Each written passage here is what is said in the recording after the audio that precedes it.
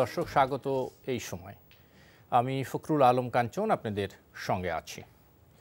আমরা এই অনুষ্ঠানে সমসাময়িক রাজনৈতিক ও অন্যান্য গুরুত্বপূর্ণ বিষয় নিয়ে আলোচনা করি। আজ আলোচনা করব রাজনৈতিক বিষয়াদি নিয়ে। এই জন্য আমরা তিনজন অতিথিকে আমন্ত্রণ জানিয়েছি। আমাদের সঙ্গে আলোচনা করতে স্টুডিওতে উপস্থিত আছেন বিএনপির চেয়ারপারসনের উপদেষ্টা জনাব হাবিবুর রহমান হাবিব, আছেন আওয়ামী লীগের ত্রাণ ও সমাজকল্যাণ বিষয়ক সম্পাদক জনাব আমিনুল ইসলাম আমিন, আরও উপস্থিত আছেন জাতীয় পার্টির অতিরিক্ত মহাসচিব অ্যাডভোকেট মোহাম্মদ রেজাউল ইসলাম ভূঁইয়া। স্বাগত আপনাদের তিনজনকেই। হাবিবুর রহমান হাবিব, আপনাকে দিয়ে শুরু করতে চাই। আজকে নির্বাচন কমিশনার, চিফ নির্বাচন কমিশনার কাজী হাবিবুল আউয়াল সাংবাদিকদের সাথে মত বিনিময় করেছেন। তো এই অনুষ্ঠানে তিনি বলেছেন যে স্বচ্ছতার অভাবে গত সংসদ নির্বাচন হয়তো বিতর্কিত হয়েছিল।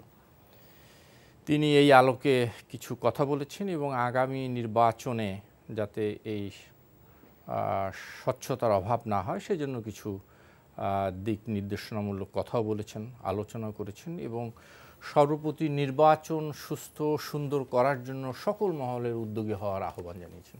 শুনতে চাই আপনার কাছ থেকে। আপনাকে ধন্যবাদ। আপনার মাধ্যমে এনটিভির সম্মানিত দর্শক শ্রোতা, দেশে এবং দেশের বাইরে থেকে যারা দেখছেন তাদেরকে আমার সশ্রদ্ধ সালাম। বিজ্ঞজন আলোচক আমিনুল ইসলাম এবং রেজাউল ইসলাম ভূঁইয়াকে স্বাগত। আসলে নির্বাচন কমিশনার বিভিন্ন সময় বিভিন্ন কথা বলে আসছেন। উনি যেটি বলেছেন যে গত নির্বাচনটা হয়তোবা প্রশ্নবিদ্ধ হয়েছে, হয়তোবা না, আসলেই এর আগেরটা তো আরও প্রশ্নবিদ্ধ। উনিও যেটা করলেন, ব্রাহ্মণবাড়িয়া প্রথম নির্বাচন যেটা করলেন, 100টি কেন্দ্রের ফলাফল 1-2 করে ঘোষণা করেছেন। যখন দেখা গেল বিএনপি থেকে ব্রাহ্মণবাড়িয়া নির্বাচন মানে উপনির্বাচনের কথা, ব্রাহ্মণবাড়িয়া কুমিল্লা সিটি কর্পোরেশন নির্বাচন, যখন দেখলো যে আওয়ামী লীগের প্রার্থী হেরে গেল, তখন বন্ধ করে রেখে একবারে প্রায় 45-50 মিনিট পরে একসাথে 104টি কেন্দ্রের ফলাফল দিয়ে দিল। 100টা কেন্দ্রে 1-2 করে 99-100 গণ্য করেছেন। এখানে অস্বচ্ছতা। আলোচনার টেবিলে যেটা আলোচনা করতে উঠে গেল সেখানেও অস্বচ্ছতা। এবং নির্বাচনকালীন সময়ে এখনকার স্থানীয় সংসদ সদস্য বাহারুল ইসলাম বাহার, ওনাকে ওখান থেকে সরাতে পারেন নাই, বরঞ্চ ওনার কাছে মাফ চেয়েছেন পক্ষান্তরে এক সময় হয়ে আসছে। এবং দেখেন এই আলোচনা এর আগে গাইবান্ধা নির্বাচন হলো, এখান থেকে তারা বললো যে চোর ঢুকছে, ডাকাত ঢুকছে, নির্বাচন বাতিল করে দিল। পরে আবার ওই নির্বাচনই কিন্তু আবার ওখানে হয়ে গেল। তো এরকম নির্বাচন স্বচ্ছ করার ক্ষমতা প্রত্যেকটা প্রধান নির্বাচন কমিশনারই আছে, আবার কারোরই নাই যদি কিনা দলীয় সরকার নির্বাচন হয়। যে রৌফ সাহেব আপনার 91 সালে নির্বাচন সুষ্ঠুভাবে সম্পন্ন করেছেন, যে রৌফ সাহেব ঢাকা সিটি কর্পোরেশন নির্বাচন, চিরাং সিটি কর্পোরেশন নির্বাচন সুন্দরভাবে করেছেন, আপনাদের সময় যিনি নির্বাচন করেন সেই রৌফ সাহেব কিন্তু পরে এখানে কি বলে কারণ বাজারে কি বলে রমনা, এখানে ভালো করে করতে পারেন না, মাগুরাতে একদম পারেন নাই।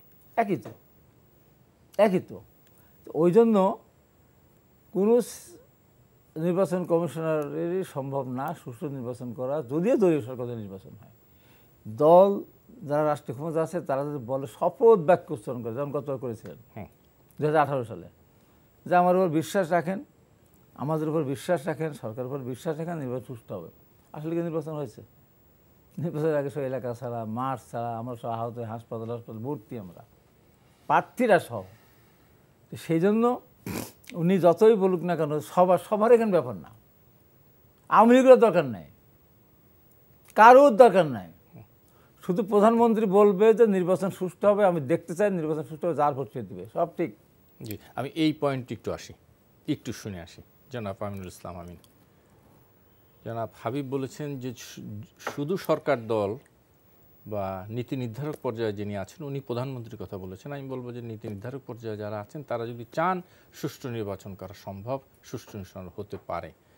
সিইসি হাজারবার চাইলেও হবে না, মূল কথা তো তাই। জনাব কাঞ্চন, আপনাকে ধন্যবাদ।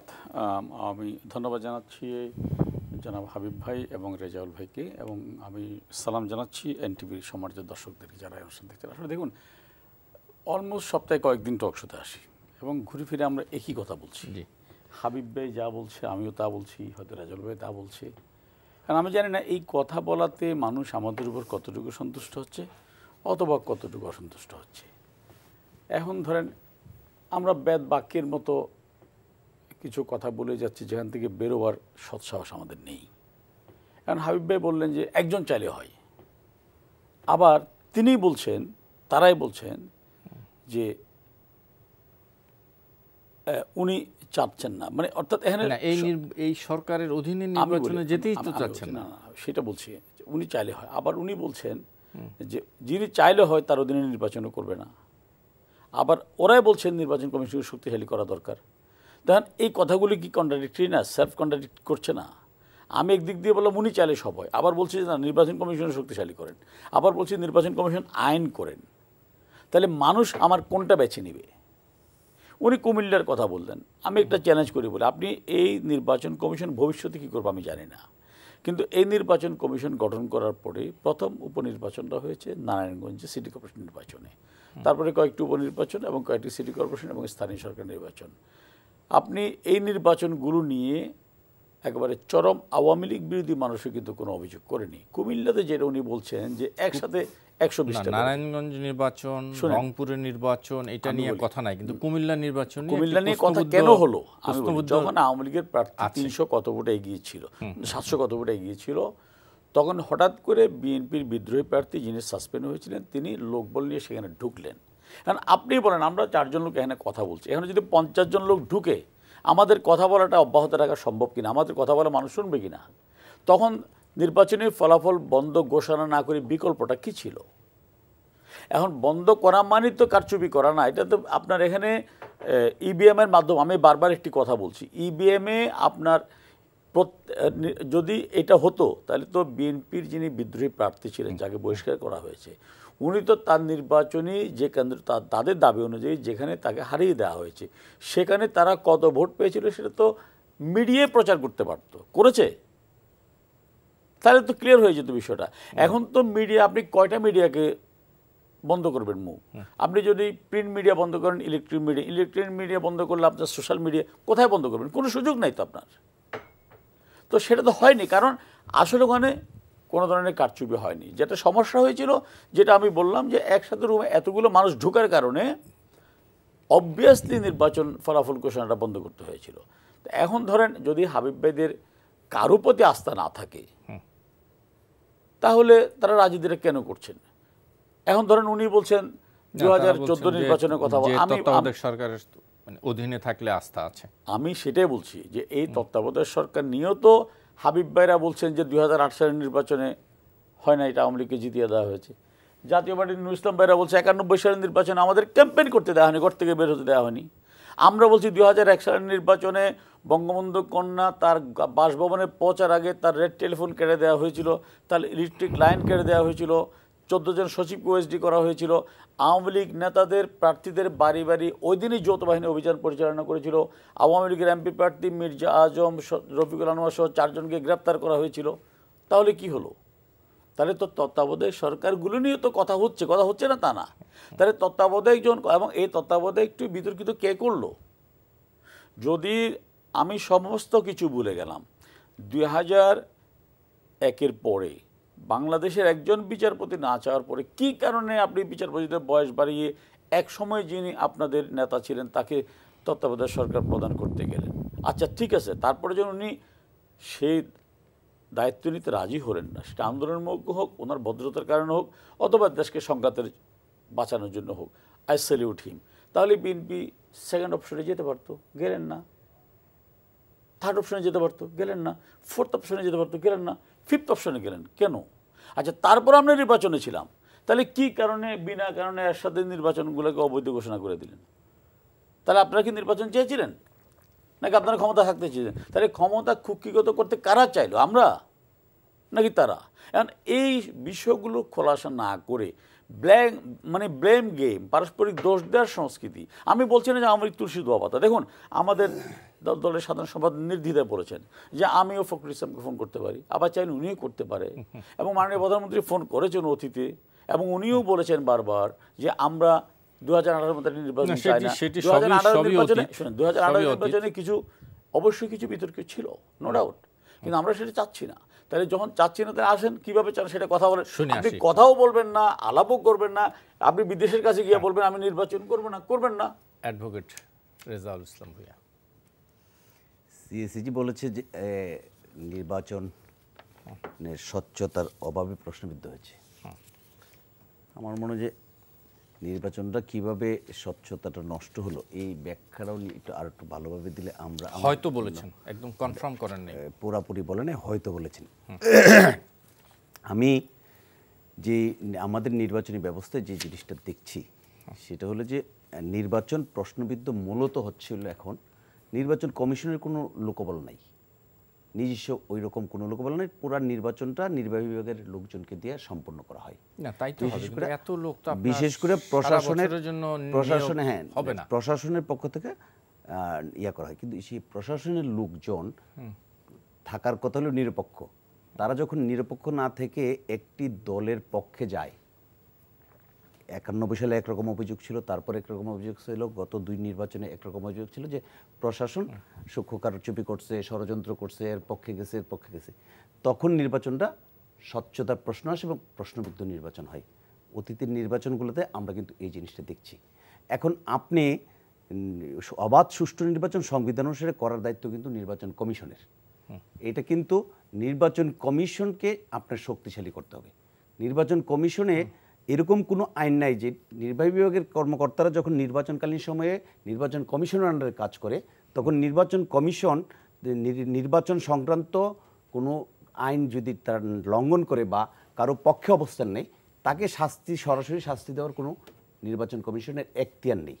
না থাকার কারণে প্রশাসন যখন যার দিকে সুবিধা মনে হচ্ছে সেই কাজটি করছে।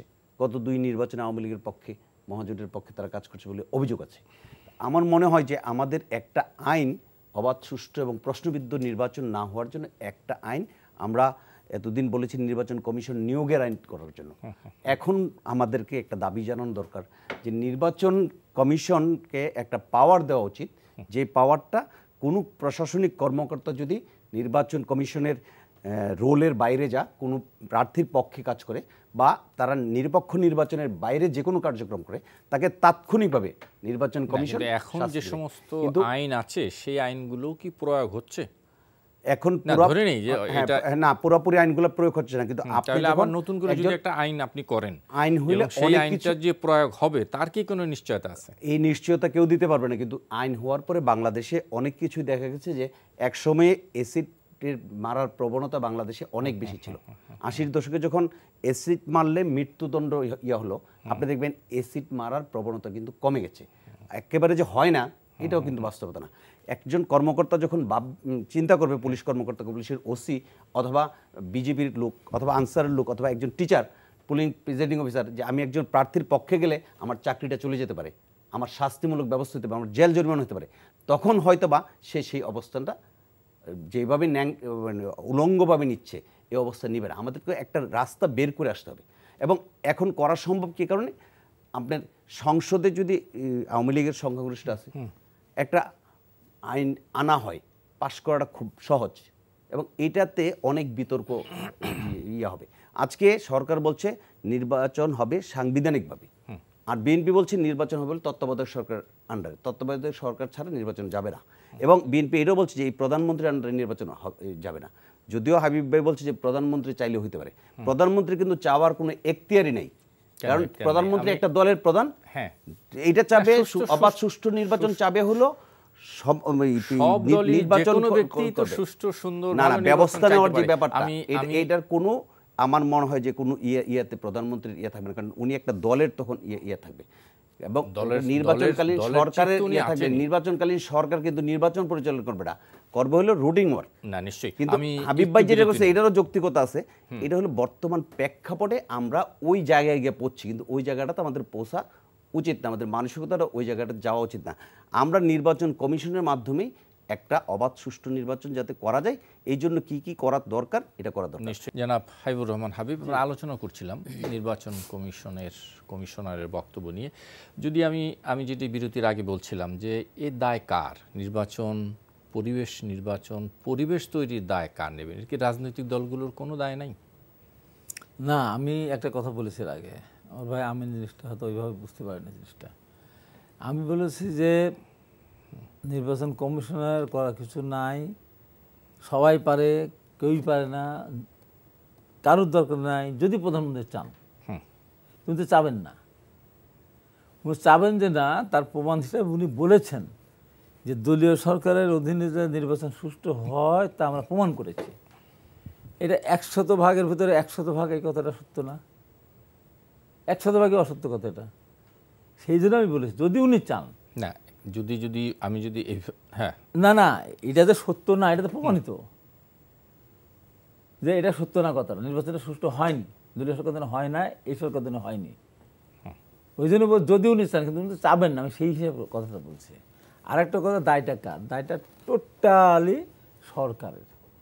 সরকার ইচ্ছা করলে পরিবেশ সুন্দর রাখতে পারে, সরকার ইচ্ছা করলে না করলে পরিবেশ সুন্দর থাকতে পারে। বিরোধী দলের কোনো বিরোধী দল কিছু করতে পারে না। কেন আপনারা যে নির্বাচনে যাচ্ছেন না, এটি তো প্রশ্নবিদ্ধ হচ্ছে নির্বাচনটা। কেন নির্বাচনে আমি যাব? 86-এ যে নির্বাচনটা হলো, বিএনপি গেল না, 5 দল গেল না, জামাত গেল, আওয়ামী লীগ গেল। 86-এ নিরঙ্কুশ সংঘর্ষ অর্জন করলো আওয়ামী লীগ। 48 ঘন্টা ফলাফল বন্ধ রেখে 48 ঘন্টা পর নিরঙ্কুশ সংখ্যাগরিষ্ঠ অর্জন করলো জাতীয় পার্টি, ক্ষমতায় ছিল বলে। যে কারণে 88-এর নির্বাচনে আওয়ামী লীগ গেল না, বিএনপি গেল 5 দলের কারণে। দলীয় সরকার নির্বাচন ভোট পাওয়ার পরেও শেষ পর্যন্ত ফলাফল বন্ধ রেখে পরাজিত করা হয়। এবং 2টা উপনির্বাচন, টঙ্গিপাড়া, কোটালীপাড়া এবং মকসুদপুর কাশিনান্তে হয়েছিল, প্রধানমন্ত্রী ছেড়ে দেওয়ার সিট। আমি জানি হয়তো রমনা এই সিটটা আমি ছেড়ে দিয়ে বলেছিলাম, টঙ্গিপাড়া, কোটালীপাড়া সিটটা রাখতে বলেছিলাম। এই যে নির্বাচনের রেজাল্ট যা হলো, ওই সিট কিন্তু পাবেন না। আমার সাথে অনেকেই বিতরণ করেছিল আওয়ামী লীগ, অনেকে আমাকে খারাপ ভাষাও কথা বলেছিল, বেশি বোঝে। তারপর ওই সিট নিয়ে গেল কোনো কারণে আমার কোনো দায়িত্ব ছিল। পরে আমি আবার প্রধানমন্ত্রীর সঙ্গে সেদিন আমি নানক আমরা লঞ্চে উঠে গেলাম হলো টুঙ্গিপাড়া। যাওয়ার সময় লঞ্চের ভিতরে আমি বললাম, আমি কি বলেছিলাম যে এই সিটটা রেখে দেন, এই সিটটা আপনি পাবেন না, দিবেন না আপনাকে। তখন তো বললো হ্যাঁ তোমার কথাটা ঠিক ছিল।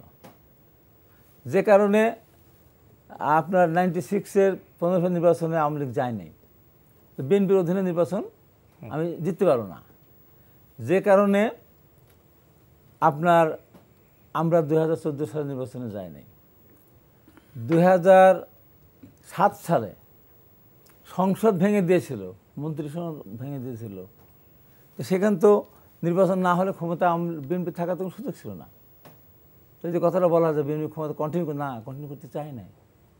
এখন আওয়ামী লীগ যদি সংসদ ভেঙে দেয়, প্রধানমন্ত্রী মন্ত্রিপরিষদ ভেঙে দেয়, তারপর যদি আওয়ামী লীগ বলে, কথার কথা বলছে, আওয়ামী লীগ বলে যে রাষ্ট্রপতি যিনি আছেন বা যিনি আসবেন উনি তত্ত্বাবধায়ক সরকার প্রধান হবেন, যারা নির্বাচন কমিশনার আছেন তারাই থাকবেন, তাও তোমরা রাজি হবো। তাহলে আপনারা রাজি হবেন? অবশ্যই রাজি হব, অবশ্যই রাজি হব। কারণ এটা, কারণ আমরা সংসদ ভেঙে দিয়েছিলাম, আমরা রাষ্ট্রপতিকে তত্ত্বাবধায়ক সরকার প্রধান করেছিলাম, আওয়ামী লীগ নির্বাচনে থেকে প্রত্যাহার করে নিয়েছে। তো আমরা যে কাজটা করে আরেকজনকে আহ্বান জানালাম, সেই কাজটা তারা করলে আমরা কেন যাব না? অবশ্যই আমরা যাব না। কিন্তু আপনারা তো বলছেন যে আওয়ামী লীগ সরকারের অধীনে, আওয়ামী লীগ সরকার তো হচ্ছে না, এটা সংসদ ভেঙে দিক, মন্ত্রিপরিষদ ভেঙে দিক। এখন আপনার 2007 সালের নির্বাচনটা তো হতো, এমপিরা তো এমপি থাকতো না, তত্ত্বাবধায়ক সরকার প্রধান হতেন আপনার কে এম হাসান। উনি বিএনপি করেছেন বলে ওনার অধীনে ওনাকে মানতে চান নাই বলে বঙ্গভবনের আপনার বিদ্যুৎ লাইন বন্ধ করে দেওয়ার ঘোষণা দিয়েছিলেন, পানির লাইন বন্ধ করে ঘোষণা দিয়েছিলেন। উনি ভদ্রলোক মানুষ, উনি ভয়ে আসেন নাই। তারপর অপশন উনিও আসতে চান নাই। তারপর যখন আসতে চেয়েছিলেন তারপরে কোনো এক কারণে উনিও পরে নানা নিয়ে পরে আপনার ইয়াজউদ্দিন স্যার আসলেন। তো সংসদ নেই, আপনার নির্বাচন কমিশন সেখানে আওয়ামী লীগ সেখানে গেল না। এখন তারা তাদের অধীনে আমাদের নির্বাচন করতে কেন ডাকে? তারা মন্ত্রী থাকবেন, তারা এমপি থাকবেন, আমাদের ডাকবেন নির্বাচন করতে। আমরা সেই নির্বাচন থেকে আমাদের পাগলা কুত্তা কামড়াইছে, একবার পাগলা কুত্তা কামড়াইছিল আমাদেরকে 2018 সালে। এই প্রশ্নটা উত্তর একটু নিয়ে আসি জনাব আমিন, যে কথাটি বললেন হাবিব ভাই, যে কে এম হাসান একসময় বিএনপি করেছেন, সেই কারণে আপনারা কে এম হাসানকে মানেননি। এখন দলীয় সরকারের অধীনে কেন তারা নির্বাচনে যাবেন? দেখুন, আরেকটি সম্ভাবনার কথা বলেছেন, যেটি আপনি শুনছেন, আমি আর ব্যাখ্যা করতে চাই না। যদি সরকারি পদ্ধতিটা এরকম হয়, আমরা কি তাহলে কোনো আশার আলো দেখতে পাই? না, এখানে প্রথম আমি আপনার শেষ প্রশ্ন দিয়ে শুরু করি, যে হাবিবের বক্তব্য এবং গতকাল বিএনপির অফিসিয়াল যে বক্তব্য, এটা কিন্তু কন্ট্রাডিক্ট করে। হাবিব ভাই ডেফিনেটলি ওরা তো বলেছে আওয়ামী লীগ সরকার দিনে কোনো নির্বাচনে যাবে না, সেটার সাথে হাবিবের এই বক্তব্য কিন্তু টোটালি কন্ট্রাডিক্টরি। এখন সেই জায়গায় কোনটা সত্য সেটা ধরে নেওয়া কঠিন। যেখানে বিএনপির সেক্রেটারি জেনারেলের বক্তব্য, হ্যাঁ, আর হাবিব যেটা বলছেন, যে আমি আবার ক্লিয়ার করি বিষয়টা, কে এম হাসানকে উনি বিএনপির এক সময়ের নেতা ছিলেন, সেই কারণে কিন্তু আমরা তার বিরোধিতা করিনি, ক্লিয়ার কথা। তত্ত্বাবধায়ক সরকার থিওরিতে যেটা ছিল, কনসেপ্টে যেটা ছিল, সেটা ছিল এই যে ইমিডিয়েট ফার্স্ট সুপ্রিম কোর্টের প্রধান বিচারপতি হবে তত্ত্বাবধায়ক সরকার প্রধান। উনি যদি কোনো কারণে দায়িত্ব গ্রহণ না করেন, তাহলে তার আগেরটা, উনি না করে তার আগেরটা। তো এখন সেটা ছিল রুলস। কিন্তু বিএনপি যখন তাকে কে এম হাসান সাহেবকে তত্ত্বাবধায়ক প্রদান করার জন্য উদ্দেশ্যমূলকভাবে দুরভিসন্ধি নিয়ে বিচারপতিদের বয়সসীমা বাড়ালো, তখনই তো সন্দেহের বীজটা তারা বপন করলেন। এবং সেই সন্দেহ যে অমূলক ছিল না তার প্রমাণ উনি যখন দায়িত্ব গ্রহণ করতে অস্বীকৃতি জানালেন। ধরে নিলাম উনি মনে করেছেন যে আমার জন্য দেশের সংখ্যা দেওয়ার দরকার কি, ইতিবাচকভাবে আমি নিলাম, তাহলে তো তার অপশন ছিল মাহমুদুল আমিন। বিএনপি তো তাকে কোনো প্রস্তাবই দিইনি, এবং সেই সময় পত্রিকাতে ক্লিয়ার লেখা আছে আমাকে কেউ কোনো ফোন করেনি। থার্ড অপশনও যায়নি, ফিফথ অপশনে গিয়ে ইয়াজউদ্দিন সাহেবকে বানিয়েছে। এতে তো প্রমাণিত হয় বিএনপির ইল মোটিভ ছিল। এখন তার একটু আগে যায়, 96-এ যায়। 96-এ তত্ত্বাবধায়ক সরকার প্রধান হন লতিফুর রহমান, না বিচারপতি হাবিবুর রহমান। তখন সেনাবাহিনী প্রধান ছিলেন মুক্তিযোদ্ধা জেনারেল নাসিম। কি কারণে জেনারেল নাসিমকে বরখাস্ত করা হলো?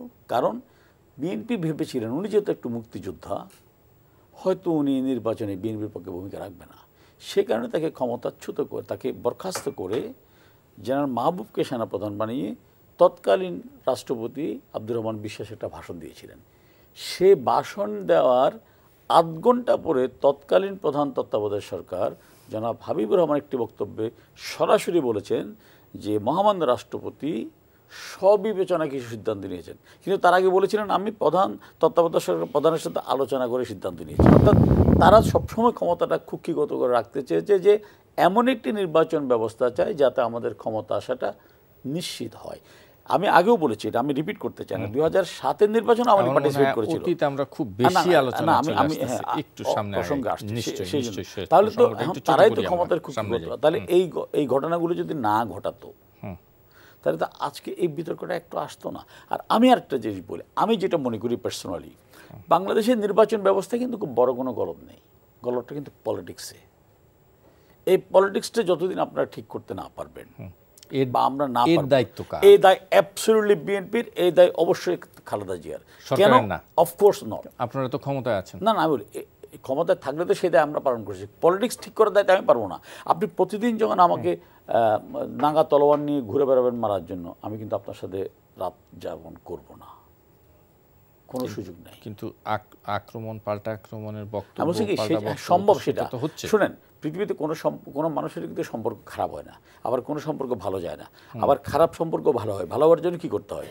একটা পর্যায়ে গিয়ে যৌতি টানতে হয়, বলতে হয় yes it was my fault, অথবা এখানে আমার ভুল ছিল, চলো আমরা একসাথে চলি। তো এখন এইটা আসবে কোত্থেকে? যে জায়গার থেকে ভুল ছিল, বিএনপিকে সিদ্ধান্ত নিতে হবে কি কারণে 92 সাল থেকে 15 আগস্ট জন্মদিন পালন করা শুরু হলো, কেন? এই আলোচনা আসবো, একটু শুনে আসি। এই রাজনীতিটা ঠিক করেন, তারপরে আপনি দেখবেন নির্বাচনে কোনো সমস্যা নেই। জি, অ্যাডভোকেট রেজাউল, আমরা সে করে না গিয়ে আপনি যে আশারুল কথা বলছেন হাবিবের, না আমি একটু শুনতে চাই যে নির্বাচন পরিবেশ তৈরির দায় কার, যেটি আমিন ভাই বলছিলেন যে এ দায় রাজনীতিবিদদের? আমি এটাতে আসছি আপনার, আমি যে জিনিসটা যে আশারুল যে ব্যাপারটা বলছেন, আমি কিন্তু আন্দোলন সংগ্রাম কথাবার্তা পক্ষ বিপক্ষ যাই হোক, প্রত্যেকটা নির্বাচনের আগে কিন্তু বিরোধী দলে যারা থাকে তারা কিছু কর্মসূচি দেয়, দেয় জনগণের কাছাকাছি থাকার জন্য। ও বিরোধী দলের কর্মী সমর্থকরা থাকে এইভাবে, সরকারি দলের কর্মী সমর্থকরা সরকারি বিভিন্ন সুযোগ সুবিধা ইয়েতে থাকতে পারে। পরবর্তীতে কিন্তু একটা ফাইসালা আসছে এবং নির্বাচনগুলো দুই একটা নির্বাচন ছাড়া বাকি নির্বাচনগুলো কিন্তু হয়েছে।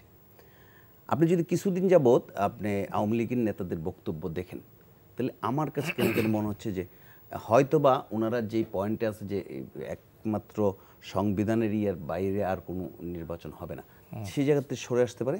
আর এখন হাবিব ভাইও কিন্তু তত্ত্বাবধায়ক সরকারের যে ফর্মুলা, এখন নতুন একটা ফর্মুলা শুনলাম, ওনার দলের ফর্মুলা কিনা এটা জানি না, কিন্তু দলের বক্তব্যের সাথে এটা যাচ্ছে না। কিন্তু ওনার যেহেতু একটা উপদেষ্টা, আমরা ধরে নিলাম যে এটাও একটা ওনাদের ইয়ে হতে পারে। তাহলে বোঝা গেল যে কিছুটা সরার একটা ইয়ে আছে। আপনি দেখবেন কিছুদিন যাব আগেও আওয়ামী লীগের একাধিক মন্ত্রী বলেছেন যে বেগম খালেদা জিয়া রাজনীতি করতে কোনো ইয়ে নেই, এবং এটাও বলেছে আওয়ামী লীগের সাধারণ সম্পাদক। আমরা যা মিডিয়াতে দেখলাম যে সংবিধানের মধ্য থেকে বিকল্প একটা নির্বাচনের ব্যবস্থা বের করা যায় কিনা। 2014 সালে আমরা কিন্তু একটা নির্বাচনকালীন সরকার প্রতিষ্ঠা হতে দেখেছি। সেখানে বিএনপিকে অফার দেওয়া হয়েছিল যে তারা 7টা মন্ত্রণালয় নিতে, আমরা 6টা মন্ত্রণালয় নেওয়ার জন্য, যদিও ওরা আসে নাই, কিন্তু জাতীয় পার্টি সহ ওয়ার্কার্স পার্টি, জাসদ, ওরা ওই মন্ত্রিসভাতে অংশগ্রহণ করছে। এটাতে মানে সাংবিধানিকভাবে এটার যে ইয়েটা সেটা হলো যে যারা দ্বাদশ নির্বাচনের জন্য যে নির্বাচনকালীন সরকার হবে, একাদশ জাতীয় সংসদে যে দলগুলোর প্রতিনিধিত্ব থাকবে তাদের মধ্য থেকে ওই সরকারটা গঠন হবে। সেই ক্ষেত্রে বিএনপি একাদশ জাতীয় সংসদে ছিল, যদি এই মুহূর্তে নেই, কিন্তু একাদশে ছিল। এখন 10% টেকনোক্রেটের ব্যাপার আছে। 10%টা যদি আমরা জাতীয় স্বার্থে, বৃহত্তর স্বার্থে নির্বাচনকে অবাধ, সুষ্ঠু এবং অংশগ্রহণমূলক করার জন্য, আমরা তো জনগণের চাহিদার অনুসারে কাজ করতে হবে। 91 সালে যে নির্বাচন হয়েছিল, এই নির্বাচন কিন্তু সংবিধানের মধ্যে হয়নি। এই নির্বাচনটা কিন্তু সংবিধানের বাইরে গিয়ে হয়েছিল। সেটা সকল রাজনীতিবিদরা কি জন্য হয়েছিল? পৌঁছতে পেরেছিল। কি জন্য হয়েছিল? তখন একটা ঐকমত্য ছিল জাতির প্রয়োজনে। এখন আমরা যা শুনছি, অবাধ সুষ্ঠু নির্বাচন চাই না, এরকম বক্তব্য কোনো রাজনৈতিক দলের নাই। আওয়ামী লীগের সকল নেতাও বলতেছে অবাধ সুষ্ঠু নির্বাচন, বিএনপি বলতেছে, আমরাও বলতেছি, কিন্তু অবাধ নির্বাচনের ব্যাপারে কিন্তু কোনো ইয়া নাই, বক্তব্যের কোনো হেরফের নাই, একটা জায়গার মধ্যে এক আছে। এটা করার জন্য আমরা যদি একটু সরে আসি, 10% যেটা টেকনোক্রেট আছে এটাকে 30% করে দেন।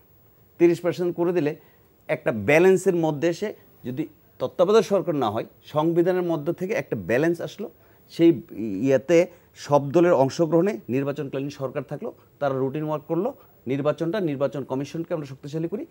আর দায়ের যে ব্যাপারটা বললেন, দায়টা সরকারের বেশি, এটা নিঃসন্দেহে ইয়ে করতে হবে। কারণ সরকারের সাথে প্রশাসন এমনভাবে অক্টোপাসের মতো জড়িত হয়ে গেছে যে ইচ্ছা করলেই এটাতে সরে আসার কোনো পথ নেই। সরকারকে উদ্যোগ নিতে হবে।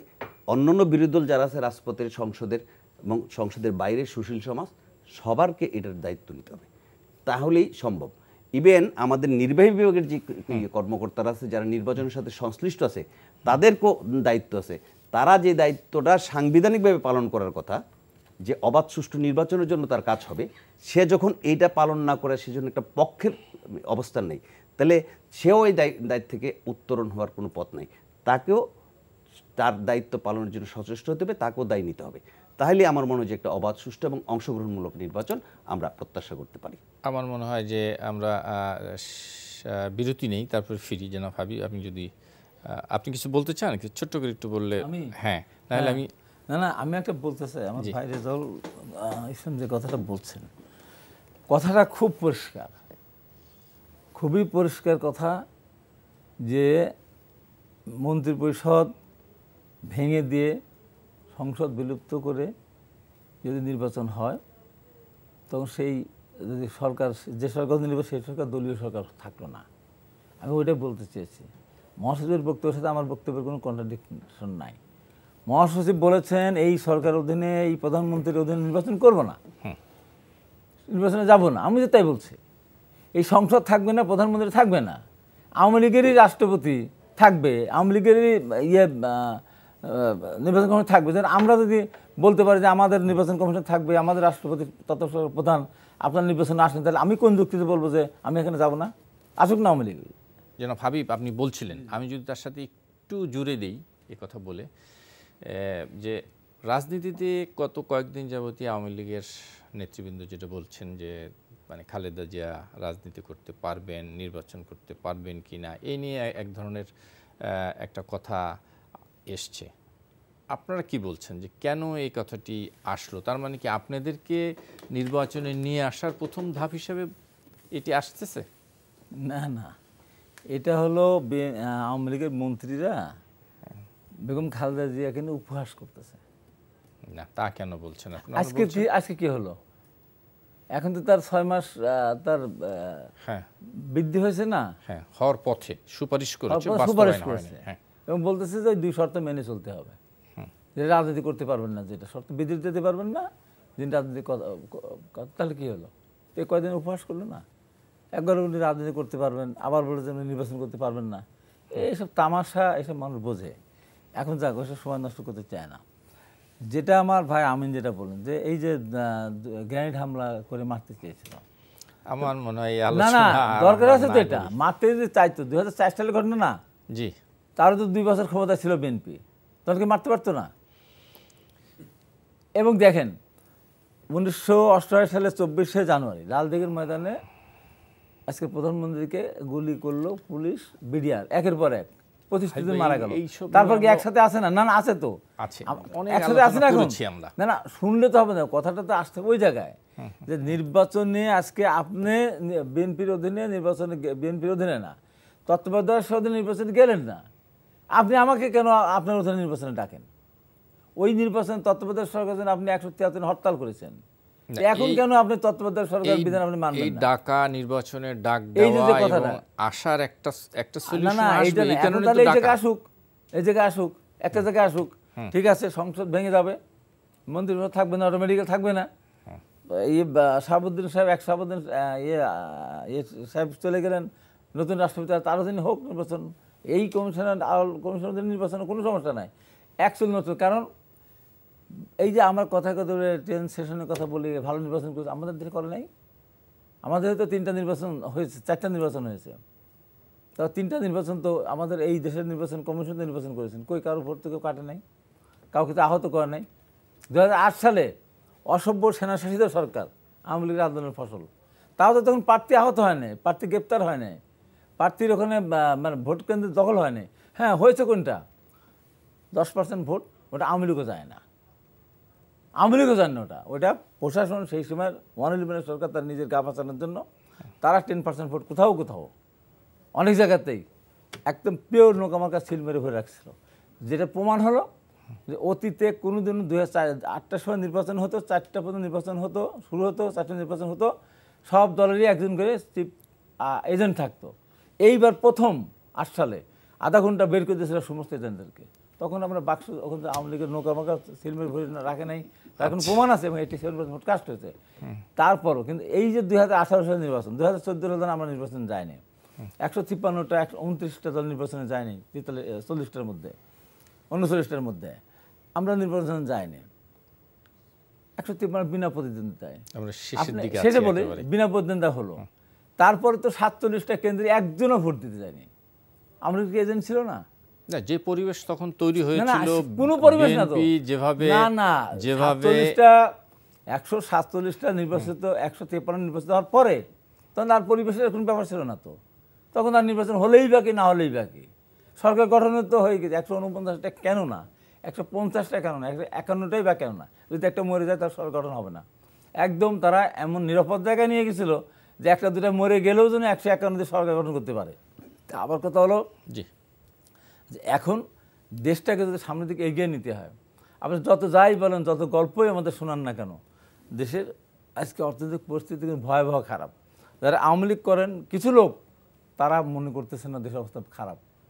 অনেক লোকই আছে যারা 3 বেলা খেতে পারে না। আওয়ামী লীগের অনেক নিরীহকর্মী আছে, তারা 3 বেলা ঠিকমতো খেতে পারে না, একটা ডিম 2 ভাগ করে খাচ্ছে, বা 7 দিনে একটা খাচ্ছে। দেশ ওই জায়গায় চলে গেছে। সেখানে আপনার নির্বাচনটা নিয়েই খেলা, বেগম খালেদা জিয়াকে নিয়েই খেলা, তারপরে আপনার হলো তারেক রহমানকে নিয়ে প্রতিদিন মনে হচ্ছে যে এটা না বলে ঘুম হয় না। এসব না করে এত যদি উন্নয়ন করেই থাকেন, আসেন না একটা নির্বাচন দেন, তৎপরবর্তী সরকার অধীনে বা নিরপেক্ষ সরকার নির্বাচন সংসদ ভেঙে দেন, মন্ত্রী পদত্যাগ করেন, কোনো সমস্যা নেই, বাংলাদেশের সামনে দিয়ে এগিয়ে যাবে। জনাব আমিন, অনেক কথা এসছে, আমার মনে হয় আপনি বলুন। আমি খুব বেশি বলবো না, আসলে চর্বিত চর্বণ করতে ভালো লাগে না। যেন হাবিব ভাইয়ের কথার মধ্যে কিন্তু একটা স্পষ্ট বার্তা আমরা পেয়ে যাই যে আসলে নির্বাচন দলীয় সরকার অধীনে হওয়া উচিত। কেন বলছি? হ্যাঁ, আমি শুরুতে বলেছিলাম যে আমার কাছে যখন কোনোটাই ভালো না, যেমন আমি শুরু বলেছিলাম যে 91 সালে নির্বাচন নিয়ে জাতীয় পার্টি মনে করে আমাদের উপর চরম অবিচার করা হয়েছে, আমাদের কোথাও ক্যাম্পেইন করতে দেওয়া হয়নি, আমাদেরকে আমি শেষ করি, হ্যাঁ, কোথাও ক্যাম্পেইন করতে দেওয়া হয়নি, কিছু করতে দেওয়া হয়নি, এটা জাতীয় পার্টির দাবি। এখন 96 নির্বাচনে আমি বলেছি বিএনপি কী করতে চেয়েছিল।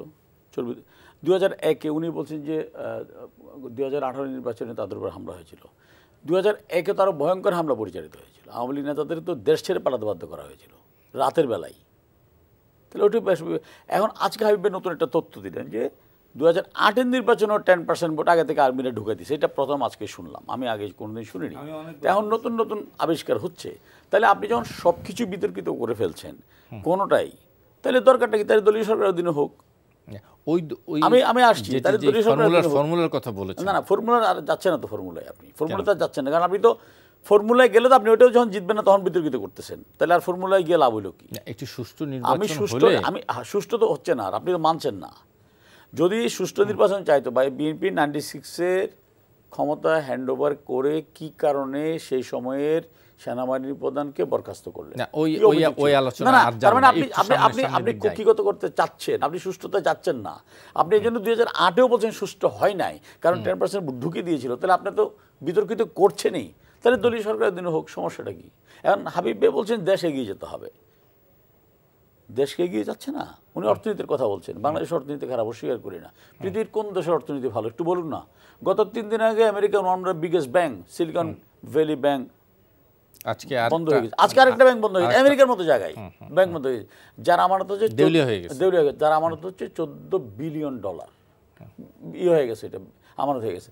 আর সেই জায়গায় বাংলাদেশে কিন্তু এখন কোনো ব্যাংক দেউলিয়া হয়নি। তারপরে তারা শুধু নাই ছাড়া বাংলাদেশে ধ্বংস হয়ে গিয়েছে ছাড়া আর কোনো কথা নেই। বাস্তবতা কি? বাস্তবতা যে অর্থনৈতিক খারাপ, অবশ্যই খারাপ, কিন্তু সেটা যেন আপনি কম্পেয়ার করবেন বিশ্বের উন্নত দেশের সাথে অথবা আমাদের মতো একই ক্লাসের দেশের সাথে বা আমাদের যে নিম্ন দেশের সাথে, আপনি নিশ্চিত থাকবেন যে আমাদের অবস্থা তাদের চেয়ে বেটার। এই জন্য আমি এক্সাম্পলটা দিলাম।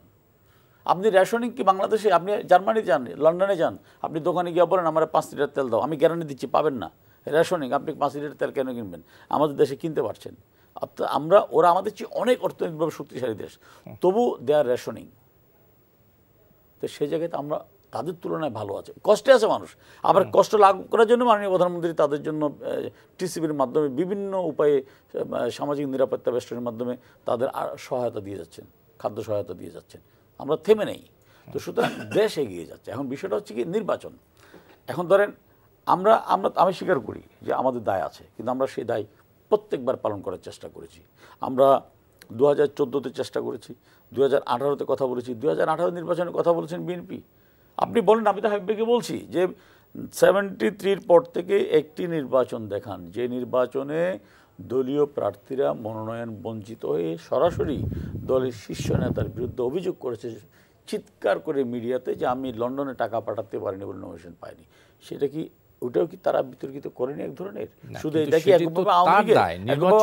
আপনি না? এবং সর্বশেষ গত 4 দিন আগে কি আমাদের ওবায়দুল কাদের বলেননি যে আমিও মির্জা ফখরুল ইসলাম সাহেবকে ফোন করতে পারি, যেটা রেজাউল ভাই বলছেন, অথবা চাইলে উনিও ফোন করতে পারেন। তো আমি ওইটাই বলছিলাম, দায়টা যখন সবার, যদি মনে করেন আপনারও দায় আছে, আপনি এগিয়ে আসেন, মানুষ আপনাকে অ্যাপ্রিশিয়েট করবে। আপনি তো এগিয়ে আসছেন না। কিছু বলতে চাচ্ছি যে বললো যে লন্ডনে টাকা পাঠাতে পারে, চিৎকার করে বলেছে। প্রধানমন্ত্রী এত ক্ষমতাবান, এই আমলে কত শত বিদ্রোহী প্রার্থী ছিল ভাই। ওইটার এটা হ্যাঁ, সেই বিদ্রোহীতে কি বলেছে যে আমি টাকা দিতে পারি নাই, যে কারণে আমি নমিনেশন পাই নাই। না, এটা কেউ বলেনি, একজনও পত্রিকায় আসেনি। আপনি সরাসরি আমার পাবনাতে একটা সদর উপজেলায় 10টা ইউনিয়নে 10টা বিদ্রোহী প্রার্থী, কিন্তু দায় হচ্ছে যে নির্বাচনটা সুষ্ঠু হয়, এটা তো মূল বিষয় না। না আঞ্চলিক এটা যেটা একজন কি বললো হয়েও থাকে, একজন কি বললো ওইটা শুনে তো হবে না। লোকাল নেতাদের বিরুদ্ধে অভিযোগ, আমার কথা ধরেন ওটা বাদ দেন। আমরা যে এই যে কয়েক হাজার মামলা হলো, কয়েক হাজার মানুষ গ্রেপ্তার হলো, আমরা কতজন প্রার্থী আহত, এটাও কি অসত্য? জি, সব বাদ দেন, এটা কি অসত্য? না, এটা তো হয়েছে। এইটা তো 91 সালে হয় নাই, 2001 সালে হয় না, 2096 সালে হয় না, 2008 সালে হয় নাই। আমি ওইটাই বলতে চাইছি, দলীয় সরকারের অধীনে যে জঘন্য নির্বাচন হয়েছে, এই নির্বাচনকে যদি কেউ বলে এই নির্বাচন এতক্ষণ যত আলোচনা পাবলিক শুনছেন আমার কথা, আমাদের কথা, আমি যদি এখন বলি, শোনেন আমার সব কথা পাবলিক গ্রহণ করেছে, ধরে নেন, আমি যদি এখন বলি যে 2018 সালে নির্বাচন সুষ্ঠু হয়েছে, আমার একটা কথা তারা গ্রহণ করবে না। আমি মহামিথ্যাবাদী বলবো, আমি তো বলছি যে আমরা চাই ভালো নির্বাচন। হ্যাঁ, আমার কাছে কেন জানি মনে হচ্ছে হাবিব ভাইয়ের বক্তব্য শুনে বিএনপি নির্বাচনে আসার একটা পথ খুঁজছে। আচ্ছা, এটা একটা আশাবাদ জিনিস। এবং আওয়ামী লীগের নেতৃবৃন্দের যে বক্তব্য, এই বক্তব্য আমার মনে হচ্ছে তারাও একটা মানে এক্সিট দিতে যাচ্ছে যে অবাধ তাই তো হওয়া উচিত, একটা অংশগ্রহণমূলক একটা নির্বাচন হোক, বিএনপির নির্বাচনটাতে আসুক। এইটার ব্যাপারে জীবন খালেদা জিয়া রাজনীতি করতে পারবে, নির্বাচন করতে পারবে না, এটার আইনগত অনেক ব্যাখ্যার ব্যাপার আছে। নির্বাচনের ব্যাপারটা যেটা আমাদের ফৌজদারি কার্যবিধির 66-এর 2-এ বলা হয়েছে, সেটা হলো যে ন্যূনতম 2 বছর বা তার ততোধিক মামলায় কেউ যদি অভিযুক্ত হয়, তাহলে সে পরবর্তী 5 বছর সাজাপ্রাপ্ত হয়। কিন্তু এই সাজাপ্রাপ্ত হয়ে তো নির্বাচন করার রেকর্ড বা উদাহরণ আছে, এটা ওই জায়গায় গ্যাপ আছে, ওই জায়গায় গ্যাপ আছে। আমি বলছি বেগম খালেদা জিয়া কিন্তু এখন, আমি এই কারণে বলছি যে ওনারা নির্বাচনে আসার যে সুযোগটা, কারণ 2টা শর্তে ওনাকে 6 মাস করে জামিন বৃদ্ধি করা হচ্ছে। 2 শর্তের মধ্যে একটা শর্ত হলো উনি রাজনীতি করতে পারবে না, আবার মন্ত্রিসভার সদস্যরা বলছে উনি রাজনীতি করতে পারবে। তার মানে যে কোনো সময় এটা উড্ড হইতে পারে, আমার ব্যক্তিগত যে একটা এক্সিট দিতে পারে। আর হলো উনার মামলাটা কিন্তু অ্যাপিলেট ডিভিশনে পেন্ডিং আছে। পেন্ডিং থাকলে সাজাটা কিন্তু চূড়ান্ত হয় নাই, চূড়ান্ত না হলে উনি নির্বাচনে আসতে পারে। তাহলে এই যে অপশন, মানে আপনি বলছেন যে অনেক পথই খোলা আছে, এই অপশনটা, এবং উনি যে ফর্মুলা দিচ্ছে সেই ফর্মুলাতে আমার মনে অনেক খোলা আছে। আর আমাদের দেশের বৈশ্বিক কারণে অর্থনৈতিক যে অবস্থার মধ্যে গিয়েছে, মানুষের জীবন দুর্বিষহ অবস্থায় আছে, এটা বাস্তবতা।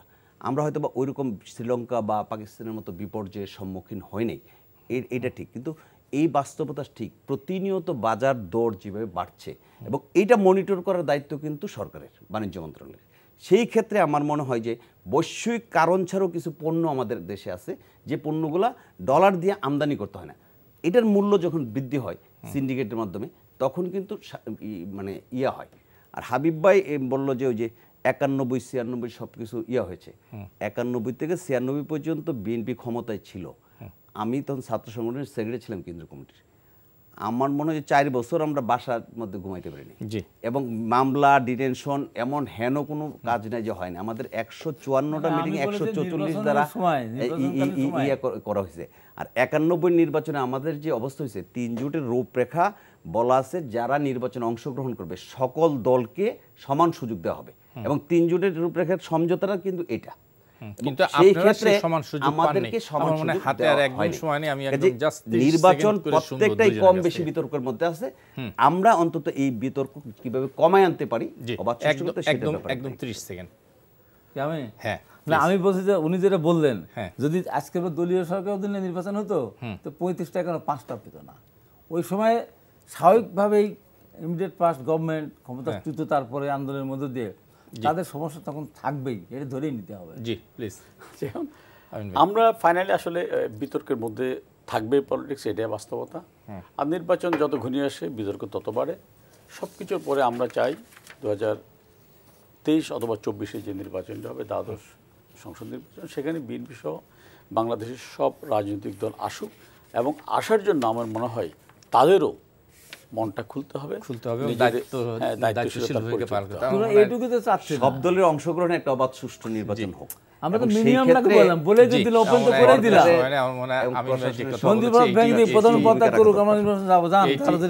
এটি সর্বশেষ হোক। জনাব হাবিবুর রহমান হাবিব, অ্যাডভোকেট রেজাউল ইসলাম ভূঁইয়া, আমি জনাব আমিনুল ইসলাম আমিন, আপনাদের তিনজনকে অনেক অনেক ধন্যবাদ। দর্শক আপনাদেরকে ধন্যবাদ যারা এতক্ষণ আমাদের সঙ্গে ছিলেন। আগামী অনুষ্ঠানে আবার দেখা হবে। শুভরাত্রি।